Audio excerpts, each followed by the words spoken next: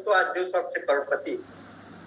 आइए सर की वो दो बातों से मैं बता करके फिर सर को मैं बुलाना चाहूंगा स्क्रीन पे। सर का कहना है ना हताश हो ना निराश हो, ना हताश हो ना निराश हो तो अपने लक्ष्य के लिए हमेशा ही प्रयास हो। ये सर का कहना दोस्तों।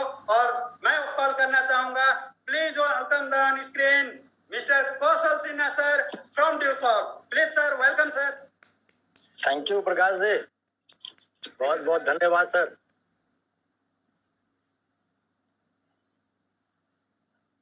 Yes sir. आप तमाम लोगों का बहुत बहुत धन्यवाद। प्रकाश सर, आपका स्पेशली धन्यवाद कि आपने इतनी गर्म जोशी के साथ आपने मुझे बुलाया है। आज जितने भी लोग आज हमारे इस वेबिनार में उपस्थित हैं उन सब का मैं तहे दिल से स्वागत करता हूं। और आज हमारे बीच अभी मैं बता दूं तो अभी लगभग 270 लोग हैं जो आज मुझे सुनना चाह रहे हैं, मुझे जानना चाह रहे हैं। मैं उन तमाम लोगों का मतलब धन्यवाद देना चाहता हूं कि आपने अपनी धैर्य को बनाए रखा और मुझे सुनने की चाहत रखते हैं। तो आज मैं आपको ये विश्वास दिलाता हूं कि अगर आप अपनी जिंदगी में कुछ करना चाहते हैं तो मैं आज जो आपके सामने लेके आया हूं अपनी जिंदगी के वो पल लेके आया हूं, वो दिन लेके आया हूं जिस दिन के बारे में मैं खुद सोचता हूं तो मैं एक्साइटेड हो जाता हूं कि मुझे वो दिन के बारे में बातें करनी है। तो मैं आप तमाम को बिलीव दिलाता हूं कि जब मेरी बातें खत्म हो जाएंगी तब आपको विश्वास होगा, आपके हाथ में एक निर्णय होगा जिससे आपकी जिंदगी बदलती हुई दिखेगी। दोस्तों, आज शिक्षक दिवस है। शिक्षक दिवस पे उन तमाम लोगों का मैं धन्यवाद देता हूं जिन्होंने मुझे शिक्षा दी, जिन्होंने मुझे लायक बनाया, मेरे माता पिता, मेरे टीचर्स, जिन्होंने मुझे पढ़ाया लिखाया, उन तमाम लोगों का बहुत बहुत धन्यवाद। और स्पेशली थैंक करना चाहता हूँ CNS का, जिस प्रोग्राम के तहत हम लोग इस प्रोग्राम को देख रहे हैं। CNS का मैं धन्यवाद देना चाहता हूं और CNS के 4 पिलर्स का धन्यवाद देना चाहता हूं। सुधांशु सर का, मनीष सर का, रणविजय सर का, चिंटू सर का, जिन्होंने रियल ट्रेनिंग दिया मुझे कि जिंदगी कैसे बनाई जाती है, जिंदगी में सपने कैसे देखे जाते हैं, उन सपनों को कैसे हासिल किया जाता है, ये उन्होंने मुझे सिखाया है। तो सर आपका बहुत बहुत धन्यवाद, आप चारों लोगों का। मैं आज भी आप लोगों की कॉपी करके यहाँ तक पहुंचा हूँ। आज मैं ड्यू शॉप में एक करोड़पति के नाते रिकॉग्नाइज होता हूँ। लेकिन आज जो मैं करोड़पति बना हूँ, आज जो मैं मेहनत करता हूँ, ये सब आपके सिखाए हुए रास्तों के कारण है। आपने जो सिखाया उस रास्तों पे मैं चला हूँ, उससे मैं ये हासिल कर पाया। तो आपको नमन है सर, आपको बहुत बहुत धन्यवाद। और अपने तमाम एसोसिएट, और गेस्टों को भी आज शिक्षा दिवस की बहुत बहुत शुभकामनाएं। और मैं बताना चाहूंगा अपनी जिंदगी की ये स्टोरी बताने से पहले मैं एक छोटी सी स्टोरी से शुरुआत करना चाहूंगा। ये स्टोरी, आज यूट्यूब का जमाना है तो ये स्टोरी जो है वो लगभग लोगों को पता हो। सभी लोगों ने फेसबुक पे या यूट्यूब पे इस स्टोरी को सुने होंगे। और कहते हैं कि आप जब सुने हुए कुछ बात को और सुनते हैं तुम और ज्यादा सीखने को मिलता है। तो मेरे माध्यम से उसको समझिए, सीखिए कि मैं क्या बोलना चाह रहा हूँ। दोस्तों, ये स्टोरी एक बच्चे की स्टोरी है। एक पहाड़ी पे एक समाज के, तो पहाड़ी समाज के लोग होते हैं, उनका एक कबीला था और उसमें एक परिवार रहता था जिसमें एक माँ थी और 2 बच्चे थे, 2 भाई थे। एक 6-7 साल का होगा और एक 8-9 साल का होगा। और माँ अपनी मेहनत करके अपने दोनों बच्चों को पाल पोस रही थी। और छोटा बच्चा माँ के से जिद करके मेले से खिलौना खरीदता है। मेले में जाकर माँ से जिद करके खिलौना खरीदता है और उसको वो खिलौना बहुत पसंद आता है। बहुत दिन भर उस खिलौने में लगा रहता है, खेलता रहता है। बड़े भाई, जो उसका बड़ा भाई था जो 8-9 साल का था, वो भी उस खिलौने से खेलना चाहता है। और एक दिन ऐसे करते करते क्या होता है कि बड़े भाई से वो खिलौना टूट जाता है। जैसे वो खिलौना टूटता है तो छोटे भाई, जो बच्चा होता है, उसको बहुत गुस्सा आता है, खिलौना टूट चुका है। वो रोने लगता है, माँ के पास जाता है, माँ से शिकायत करता है कि देखो भैया तोड़ दिया, भैया कितना बुरा है, तोड़ दिया, मैं खिलौना तोड़ दिया, अब तुम मुझे नया खिलौना दिलाओ। माँ बोलती है अरे बेटा कोई बात नहीं, खिलौना तो टूट ही जाता है, अभी जब मेला लगेगा ना तो मैं दोबारा तुमको दिला दूंगी, तुम घबराओ नहीं। लेकिन वो मानता नहीं है, मुझे नहीं, यही खिलौना चाहिए और अब भी चाहिए। इतना जिद करता है कि माँ भी उसको डांट देती है, कह रहे अभी कहाँ से आएगा खिलौना, अभी मेरा थोड़ी है, अभी खिलौना नहीं आ सकता है, तुम उसी टूटे हुए खिलौने साथ खेलो। वो भाई से फिर झगड़ा करने लगता है कि तुमने गलत किया मेरे साथ, तुम गंदे हो, तुम बुरे हो, और रोते रोते वो घर से कुछ दूर आके पहाड़ के पास एक पत्थर के पीछे छुप जाता है और रोने लगता है। और भाई को देखता है, भाई घर के बाहर खेल रहा होता है, और वहीं से चिल्ला के बोलता है तुम बहुत बुरे हो। जैसे ही ये बातें वो बोलता है, उसकी आवाज पहाड़ियों में गूंज जाती है और वापस पहाड़ से टकराकर वापस आवाज आता है, तुम बहुत बुरे हो, तुम बहुत बुरे हो, तुम बहुत बुरे हो, तुम बहुत बुरे हो। अब वो जैसे ही ये आवाज सुनता है वो डर जाता है, और डर के वो दौड़ के भाग के जाता है, अपनी माँ के गोद में छुप जाता है, और माँ को सारी बात बताता है कि माँ मैंने जैसे ही बोला कि तुम बुरे हो, वो सब लोग मुझे बुरे बुरे, बहुत लोग मुझे बुरे बुरे कहने लगा कि तुम बुरे हो, तुम बुरे हो। मैं बुरा नहीं हूँ, भैया ने मेरा खिलौना तोड़ा है, मैं बुरा नहीं हूँ, भैया बुरा है। माँ समझ जाती है, सारी बातें समझ जाती है, माँ उसको प्यार करती है, दुलारती है, कोई बात नहीं। बच्चा खिलौने को भूल चुका होता है, माँ से लाड़ प्यार करने लगता है और भी खेलने लगता है, लेकिन उसके मन में डर रहता है कि कोई मुझे बुरा बोल रहा है। वो बार बार माँ के पास जाके बोलता है, माँ वो बुरा जो बोल रहा है ना, उसको तुम जाके डांटो, तुम उसको बोलो कि मैं बुरा नहीं हूँ।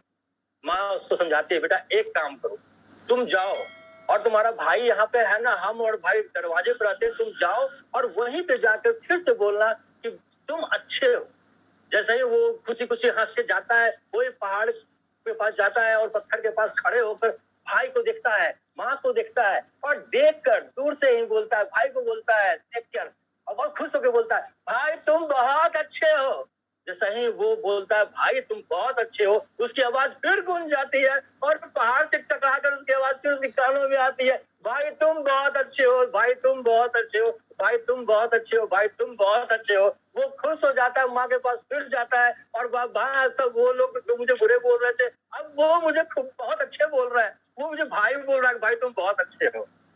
ये एक छोटी सी स्टोरी है, बहुत छोटी सी स्टोरी है, लेकिन मैं आपको बताना चाहता हूँ कि इस छोटी स्टोरी में बस एक छोटी सी ट्रेनिंग भी है कि अगर आप इस मीटिंग में बैठे हैं और आपको लगता है कि ये सब ठीक नहीं है, तो मेरे दोस्त आपके लिए ये सब ठीक नहीं है, आप बिल्कुल सही कह रहे हैं। अगर आपको ये लगता है कि ये ऐसे मौके तो आते जाते रहते हैं, तो बिल्कुल आपके लिए ऐसे मौके आते और जाते ही रहेंगे, ये आपके लिए नहीं है। अगर आपको लगता है कि नहीं यहाँ पे ये सब नहीं चलता है, तो मेरे भाई यहाँ पे आपके लिए सब नहीं चलेगा। लेकिन ठहरिए, कहानी यहाँ खत्म नहीं हुई है। और अगर आपको ये लगता है कि यहाँ पे जिंदगी बनाई जा सकती है, तो मेरे दोस्त, मेरे भाई, यहाँ पे सच में जिंदगी बनाई जाती है। ये आपके लिए बहुत सुनहरा रास्ता है। अगर आपको लगता है कि आप यहाँ पे आके धमाल मचा सकते हैं, तो यस, आप यहाँ पे आके धमाल मचा सकते हैं। अगर आपको लगता है कि यहाँ पे आप अपने सपने पूरे कर सकते हैं, अपने माता पिता के सपने पूरे कर सकते हैं, तो यस, आप यहाँ पे आके अपने सपने पूरे कर सकते हैं, अपने माता पिता के सपने पूरे कर सकते हैं।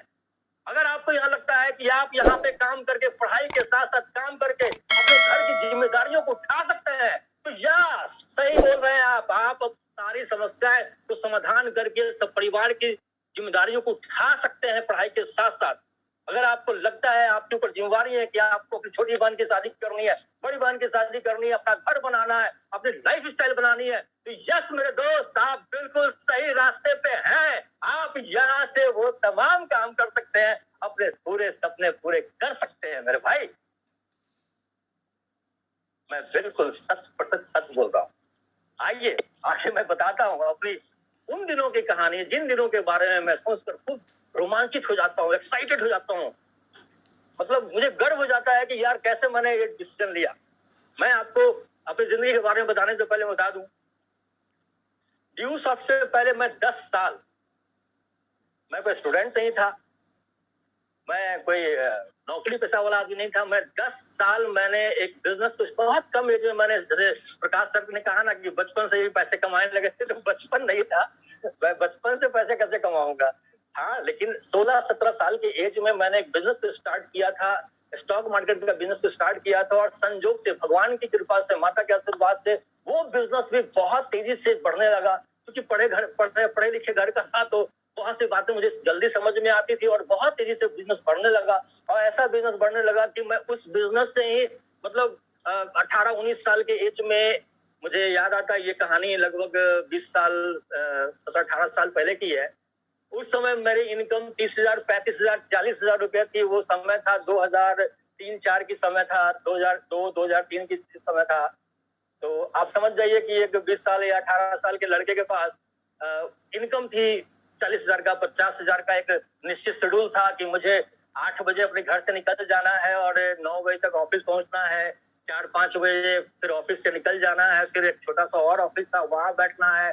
फिर वहां काम करके रात को फिर शाम में 7 बजे फिर ऑफिस से निकलना है, अपने दोस्तों के साथ एंजॉय करना है, फिर घर आना है, आराम करना है, फिर सुबह। डेली का यही रूटीन था और ये मैं 10 साल से कर रहा था और उसमें मुझे मजा भी आ रहा था क्योंकि इनकम हो रही थी। और आप खुद सोच के देखिए, जब आप 20 साल के होते हैं और आपकी इनकम 40,000, 50,000 की होती है तो आपका सर्किल बहुत बड़ा हो जाता है, आपके दोस्त बहुत हो जाते हैं क्योंकि आप पैसे खर्च करने वाले होते हैं। जिस समय मैं काम कर रहा था, पैसे कमा रहा था, तो जो मेरे दोस्त थे, कोई तैयारी कर रहा था, कोई पढ़ाई कर रहा था, कोई कुछ कर नहीं रहा था, सभी लोग पढ़ने में थे। मैं सिर्फ सिंगल ऐसा था जो मैं पैसे कमा। और इसलिए मैं आज बोलना चाहूंगा, इसलिए मेरे को लगता था कि मैं सुपीरियर हूं, मैं बहुत बड़ी चीज हूं, मैं कुछ ऐसा हूं जो और लोग नहीं।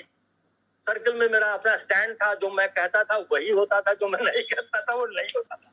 लोग छोटी मोटी बड़ी पार्टी सबके लिए मेरा इंतजार करते थे। तो ये ऐसा था। तो मेरे अंदर एक अलग तरह का गुमान था कि मैं कुछ बड़ा चीज, लेकिन मैं ड्यूस ऑफ करूंगा ऐसा तो मैं जीवन में कभी सोचा ही नहीं था। या मैं नेटवर्क बिजनेस करूंगा ऐसा तो मैं सुना ही नहीं था। फिर कोई नेटवर्क बिजनेस होती है, शेयर मार्केट में था तो हजारों कंपनी के शेयर खरीदना बेचना था, लेकिन कभी भी ड्यूस ऑफ बोल के कोई कंपनी को मैंने जानता भी नहीं था, समझता भी नहीं था। लेकिन मेरे जिंदगी में बदलाव तब आए जब मेरे मित्र, जो आज लाखों लोगों के दिलों में बसते हैं, लाखों दिलों के चाहते हैं, मिस्टर चिंटू सर, जो हम सबके सीनियर हैं, वो ड्यूस ऑफ ज्वाइन कर गया। और वो ड्यूस ऑफ ज्वाइन करके मेहनत करने लगे, काम करने लगे। और चूंकि उनका मैं बेस्ट फ्रेंड था तो वो चाहते थे कि जब आप ज्वाइन करेंगे तो बेस्ट फ्रेंड को ही बताएंगे। तो वो मुझे सिस्टम बताने लगे। जब मुझे बताने लगे तो मुझे लगा कि यार मैं क्या, तो मैं उसमें पैसे कमाता था, पैसे की कोई दिक्कत नहीं थी, घर परिवार से भी स्ट्रॉन्ग था, तो पैसे की कोई दिक्कत नहीं था। लेकिन मुझे लगता था कि मैं क्या करूं। जब भी वो मुझे बोलते थे मैं यही बोलता था, यार तू कर ड्यूस ऑफ या मैं करूं, बात बराबर है। मैं करूंगा तो नहीं यार, मेरे पास टाइम कहाँ होता है, मैं कहाँ सुबह से लेके रात तक तो मैं काम ही करता रहता हूँ। जो समय बचता है वो तुम लोग के साथ बिताता हूँ, उसमें भी क्या मैं पकड़ लूंगा यार, तो मैं तेरी मदद कर दूंगा। मैं सोचता हूँ कि कितना मैं सिल्ली था, कितना मैं बेवकूफ था। जिंदगी मेरे सामने बार बार मौके दे रही थी, जो मैं आज लाइव जीता हूँ वो मेरे को बार बार मौके दे रही थी और मैं बार बार उसको ठुकरा रहा था, मना कर रहा था। मना तो नहीं कर रहा था, मैं नजरअंदाज कर रहा था। आज मैं सोचता हूँ तो मुझे अजीब सा लगता है, लेकिन सच्चाई यही है कि चिंटू सर जब बोलते थे तो मैं बोलता था मैं तुम्हारी मदद कर दूंगा। और मैं कई मीटिंग अपने ऑफिस में करवाया, अपने घर में करवाया। इस कारण कई मेरे ऐसे मित्र भी है, दोस्त हैं जो मुझसे सीनियर है। ज्वाइन मैंने ही करवाया था, क्योंकि मैं ज्वाइन ही नहीं किया था तो मेरे से सीनियर थे, क्योंकि मेरा कंसेप्ट था कि मैं तेरी मदद कर दूंगा यार, तू मीटिंग कर, प्रोग्राम कर, ज्वाइन करवा कर, तू कर, मैं कर दूंगा।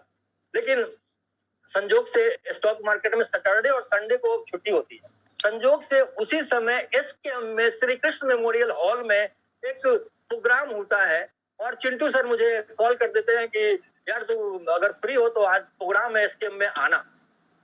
मैं ठीक हूँ, मैं आऊंगा, चलूंगा, आऊंगा। और प्रोग्राम हुआ तो गांधी मैदान के पास है, पटना के गांधी मैदान के पास श्री कृष्ण मेमोरियल हॉल है। वहां पे अगर प्रोग्राम मजा आया तो जाऊंगा, नहीं होगा तो वहां उस समय 3 सिनेमा हॉल हुआ करते थे, मोना सिनेमा, रिजेंट, ये सब हुआ करते थे। जो लोग पुराने होंगे वो जानते होंगे। तो वो मैं सोचा कि नहीं होगा तो पिक्चर देख लूंगा यार, छुट्टी का दिन है, थोड़ा सा वीकेंड में एंजॉय कर लूंगा। लेकिन जब मैं प्रोग्राम में गया, एक अहम के साथ गया कि बस सुनना है, ये सोच के नहीं गया कि मुझे समझना है, देखना है, मुझे अपनी जिंदगी बतानी है, ऐसा कुछ नहीं था। बस प्रोग्राम में जाना है, देखना है, बस ये सोच के मैं गया। अब प्रोग्राम पसंद नहीं आएगा, कुछ ऐसा कुछ होगा तो मैं पिक्चर देख लूंगा, ये भी बात था। मैं वहां गया, चूंकि चिंटू सर का दोस्त था, हॉल खचाखच भरा हुआ था भैया। जितने लोग हॉल के अंदर थे उतने लोग हॉल के बाहर थे, लोग बसे भर भर के चिंटू सर के लोगों को सुनने आए थे। तो मैं चूंकि चिंटू सर का दोस्त था, हॉल में जगह नहीं थी, फिर भी एक रेड चेयर लगाकर मुझे बैठाया गया, क्योंकि मैं तो चिंटू को जानता था।